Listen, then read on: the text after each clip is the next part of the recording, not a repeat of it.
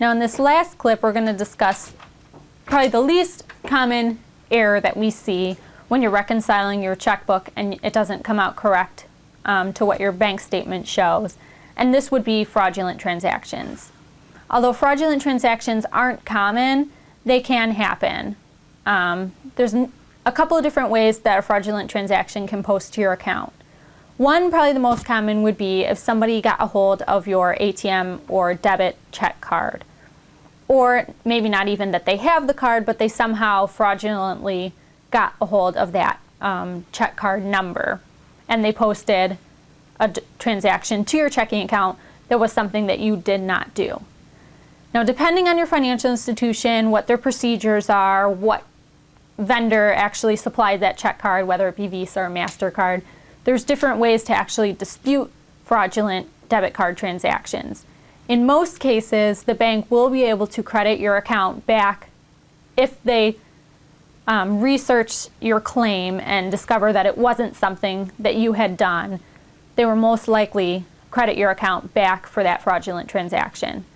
But there's a couple of steps you need to do if you are actually a victim of fraud, and your bank or financial institution can definitely help you out with that. And you want to notify them immediately if you do discover something on your statement that was not something that you had done.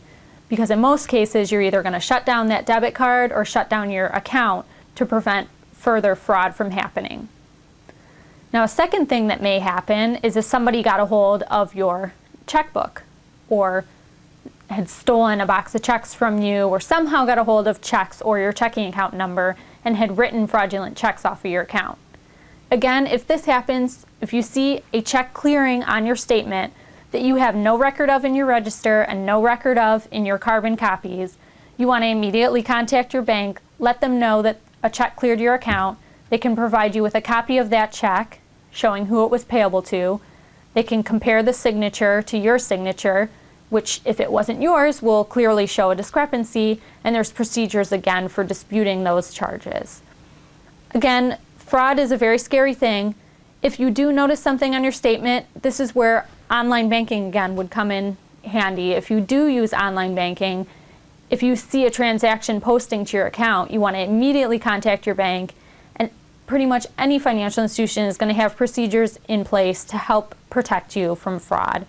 Whether it be closing down your account or just shutting down your debit card, they'll be able to help you and most likely credit you back into your account for those fraudulent transactions.